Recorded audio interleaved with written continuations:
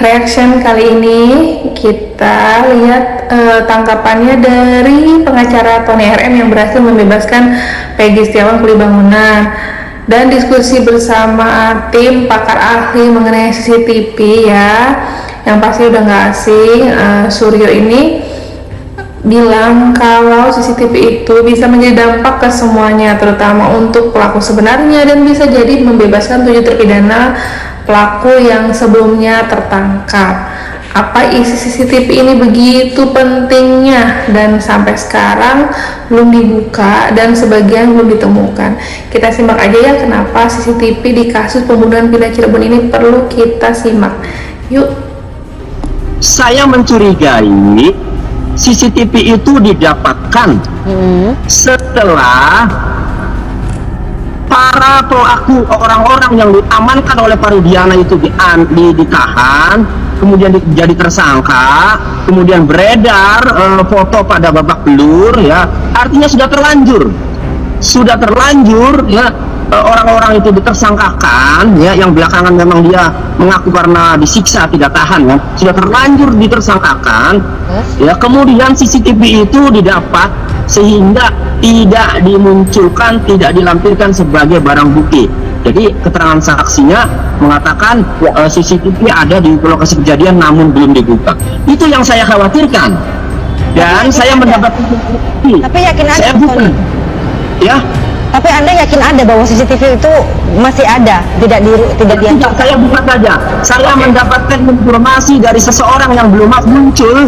Iya betul, CCTV ini kenapa belum dibuka? Harusnya kan CCTV ini menjadi bukti terkuat di kasus pembunuhan Vina, selain memunculkan saksi-saksi yang sebelumnya malah menambah masalah seperti Ayah dan Dede.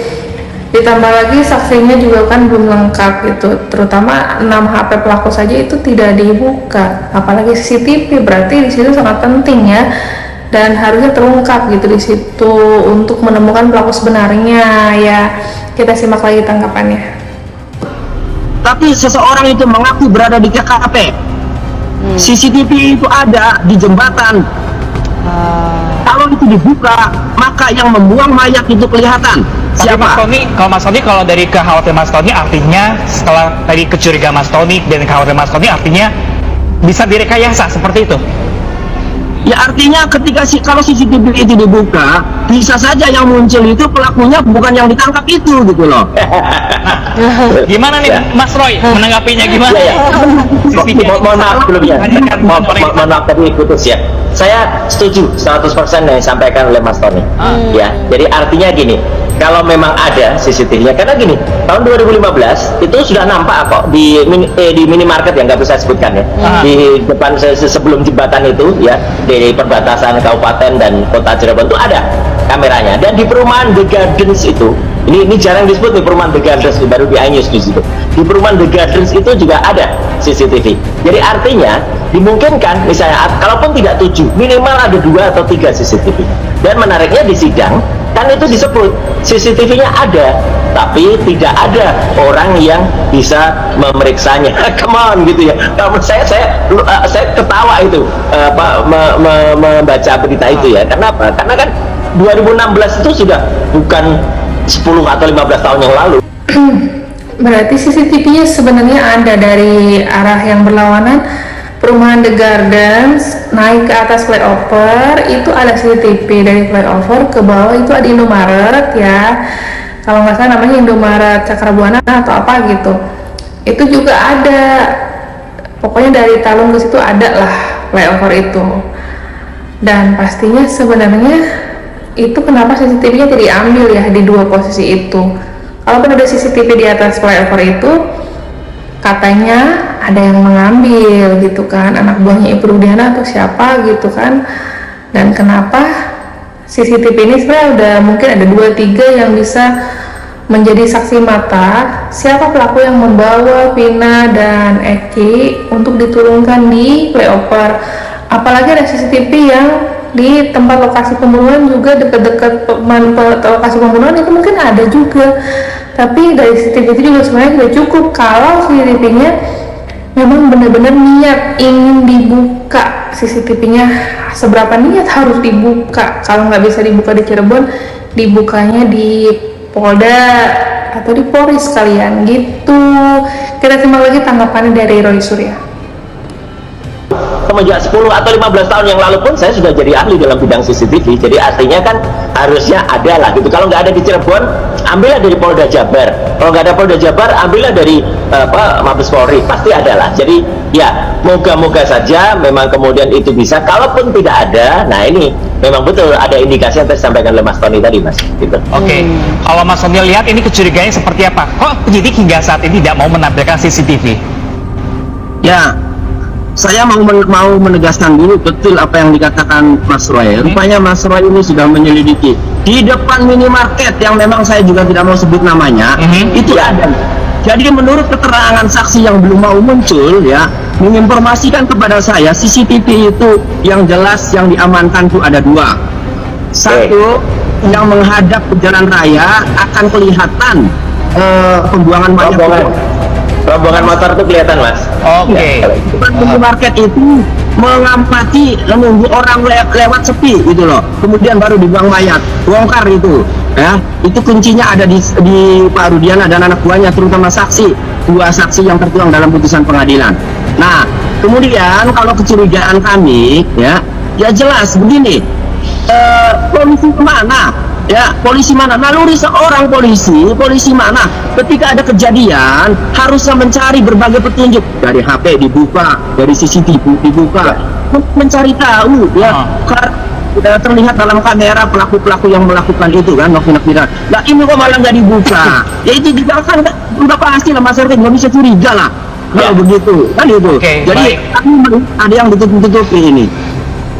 Ya, kalau saya membenarkan analisis tadi dari Mas Tony bahwa apa? Kenapa itu tidak dihadirkan? Nah, kalau CCTV itu misalnya ini dalam tanda kutip menguntungkan penyidikan yang sudah ada sebelumnya, ya itu pasti dihadirkan. Tapi bisa juga karena itu tidak menguntungkan. Nah, akhirnya dengan alasan macam, dan alasannya konyol gitu loh. Alasan kok tidak ada orang yang bisa memeriksa CCTV gitu loh. Itu alasan ini harusnya dibantah atau nanti di-challenge oleh kuasa hukum.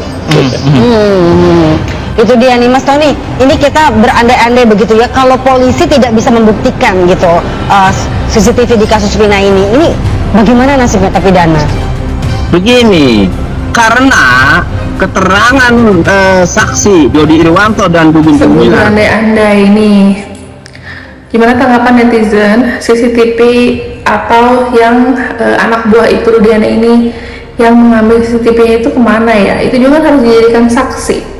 Nanti ketika itu Rudiana berhasil ditangkap, kan kemarin sudah dilaporkan, dan itu Rudiana ini harus bisa menjelaskan hasilnya seperti apa pada kejadian 2016 itu. Tapi sampai hari ini belum ada kabarnya atau belum muncul ke media kalau itu Rudiana ini sudahkah diperiksa oleh Mabes Polri, ya kan, Bareskrim Polri kalau nggak salah gitu. Kita simak lagi pertanyaan ke pengacara Tony RM dan Roy Surya. Anggota polisi ya, rekan kerjanya Pak Rudiana sudah menyampaikan di putusan pengadilan bahwa mereka telah mengecek CCTV di lokasi kejadian namun belum dibuka. Berarti sudah inkrah 2 orang tersebut harus bertanggung jawab mengenai keberadaan CCTV itu. Harus bertanggung jawab. Nah, diperiksa dulu itu Dodi Irwanto dan Gugum Gumilar. Nanti yang kemungkinan 2 hal yang terjadi. Pertama, kalau CCTV itu kemudian tidak ada, maka ia harus bertanggung jawab karena menghilangkan barang bukti itu, Mas. Oke. Ya, kemudian yang kedua, kalau CCTV itu ada namun isinya tidak ada, maka harus dikenakan obstruction of justice, menghilangkan barang bukti, merintangi penyidikan. 2 orang itu harus bertanggung jawab karena sudah tertuang dalam putusan pengadilan. Baik, juga handphone, percakapan handphone juga sampai sekarang juga belum dibuka ya Mas Tony ya? Betul, ada 6 handphone yang tertuang dalam putusan pengadilan dalam amarnya menyatakan barang bukti berupa bla bla bla. Di antaranya ada 6 handphone. Yang lebih parah lagi, handphonenya Vina korban tidak dibuka.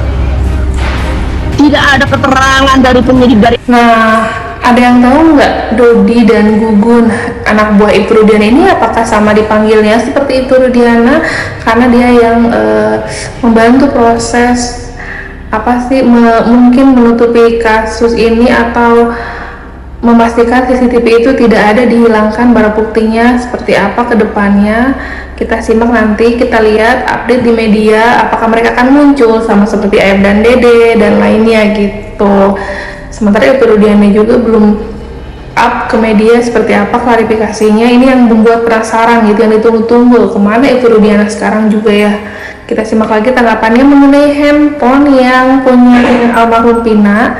Itu juga kan susah dibuka, apalagi 6 handphone pelaku juga. Itu yang membuat benar-benar kasus ini rumit banget di tahun 2024. Kita simak lagi. Sampai sekarang juga belum dibuka ya Mas Tony ya? Betul, ada 6 handphone yang tertuang dalam putusan pengadilan dalam kamarnya menyatakan barang bukti berupa bla bla bla. Di antaranya ada 6 handphone.